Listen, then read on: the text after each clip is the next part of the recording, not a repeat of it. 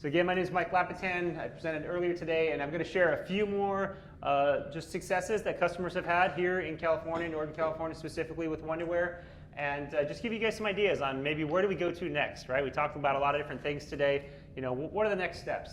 And so one of the things I talked about was, you know, staying current with your version, right? And it's not just because, you know, we want you to, you know, use the latest, you know, capabilities. It's, you know, for security purposes, right? It's staying, you know, compliant with cybersecurity, staying on support, you know, with Microsoft and Wonderware, and also then taking advantage of all the investment that we put in to make sure you guys are getting the most out of the software. So again, if you're looking to upgrade, you need some help, we have a lot of great system integrator partners that are here today that can help. We can definitely assist facilitating that, getting you in touch with the right people, making sure that you got a good plan for your upgrade. And then maybe that involves working with your IT department, again, to make sure you have all of the servers and workstations in place that would go along with the upgrade.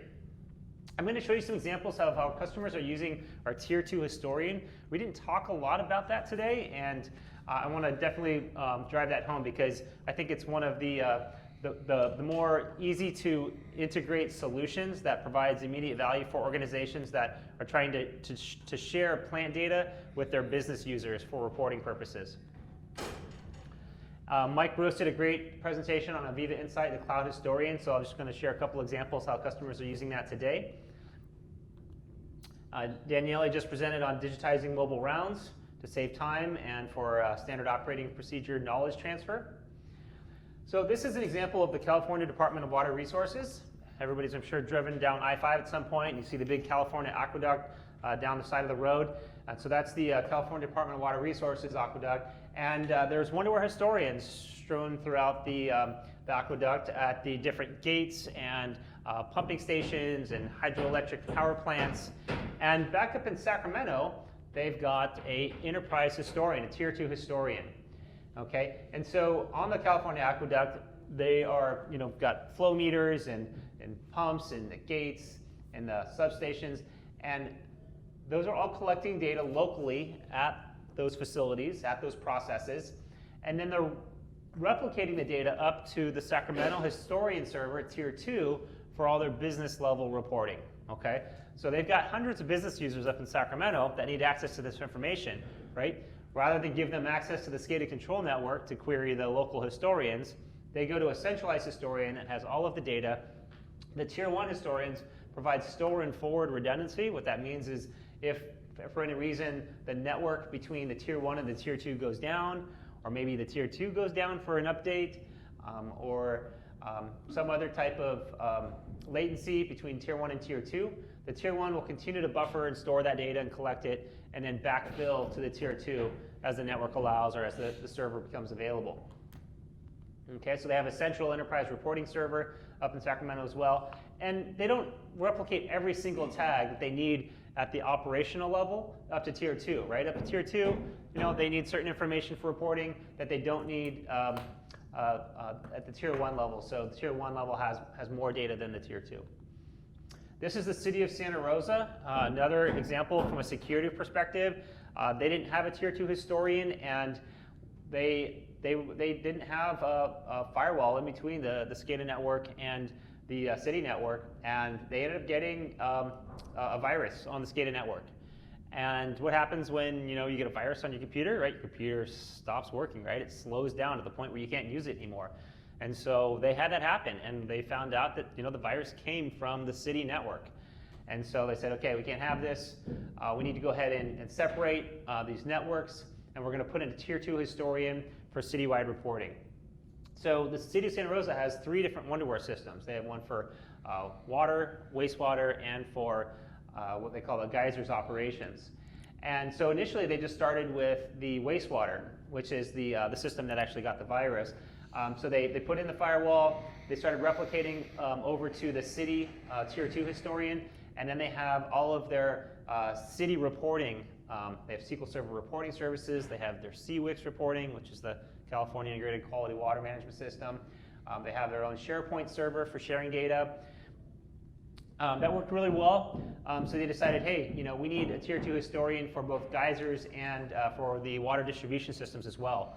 So they actually ended up putting in 3 Tier 2 historians. Now, they could have just put in a single Tier 2 historian. So it could have been a 3-to-1, all of 3 local Tier 1 historians replicating up to a single Tier 2 historian. They decided to keep all of the departments separate on their own historians, and it was just easier for them to manage the information independently. So they have 3 Tier 2 historians as well. So some of the benefits they got out of this, besides just that increased security, is that they have greater access to data by the city users. So they have web applications, they have embedded dashboards, they have other complex reporting against those Tier 2 historians that don't degrade the performance of the Tier 1 historian.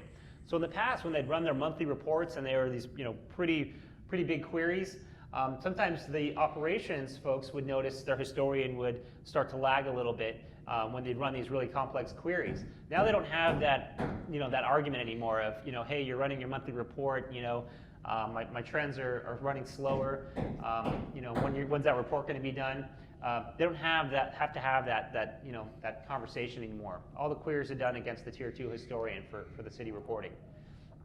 And it provides an endpoint for the enterprise network to integrate with other apps.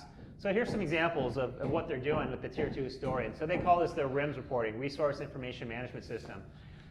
There's information in a historian that paints a picture of what went on in operations, things like flows and maybe chemical usage. But if you want to figure out maybe how much it's actually costing you to treat water, you probably need to get the cost of those chemicals, right? And that doesn't sit in the one-to-one historian, right? We're not the purchasing system. So now they can query against their purchasing system, their accounting system as well, right? See how much those chemicals cost, and then apply that with how much they used and how much water they treated, and they get a more complete picture, right? How much is it costing us to treat water?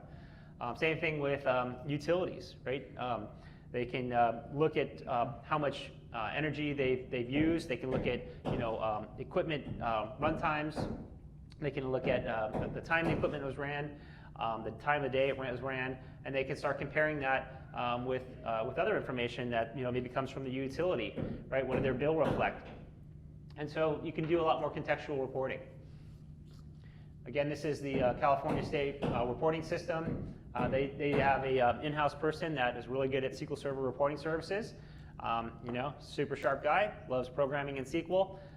Otherwise, if you don't have a SQL programmer in staff, that's where Dream Report can really help out. But this is now an automated monthly report that they can upload to their electronic self-monitoring system. Okay. This is a discharge compliance report. Again, she's probably using our Excel added. And this is an example from Silicon Valley Clean Water, who is actually here in attendance today. And so one of the controls operators, he uses Dream Report to help create some of his own reports, some pump station reports, looking at flow totalizations. So again, something that, tools that you're able to use yourself, empower yourself to get at the data you need, get the reports you need without requiring a custom programmatic effort. Okay. The city of South San Francisco, they put in the replication to the Insight Cloud Historian about a year and a half ago. And so the supervisors use this because they can access it right from their desk without having to log into SCADA, right? And so, a point was made earlier, at the supervisor level, you maybe only need a macro view. You don't need, all of the data that SCADA provides. So for the supervisor, this is all he needs. He used to have to log into SCADA when he needed information. Right? It can be cumbersome, it can be time-consuming, so you tend not to do it as often because it takes a couple extra steps. Now this is instantly available, right? Wherever you are in the world, if you have an internet connection, you can log into your Insight solution, pull up your data, pull up your dashboards, and even better, right from your phone, it's always on, right? So if there's an app you can download. It's called Aviva Insight, and Mike Roast mentioned there's a 45-day free trial. So you guys are welcome to download this, and we can help you get data replicated up to the cloud. And again, the point of this is the data is always available on your phone. That's a click away. I don't have to log into SCADA. I don't have to log into my plant network. So it's much more secure, and the data is always available. It's always on. Okay. And last example, City of Burlingame, local customer here in the peninsula. They have storm channels, and as you know, we're here in the peninsula. We're at sea level, and in some cases maybe below sea level. And so during really heavy rain events, these storm channels can sometimes flood.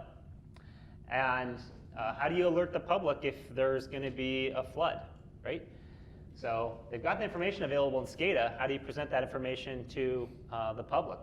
Well, they use Aviva Insight to embed that real-time data right inside of the city's GIS system. So now if a customer wants to know, hey, how close is this storm channel to flooding? Do I need to evacuate? Do I need to start sandbagging? In real time, they can get that information. They don't have to call the city up, hey, are we close to a flooding event? Right, that information is available as the public needs it. Okay? And that's all I have. So thank you very much. Appreciate it.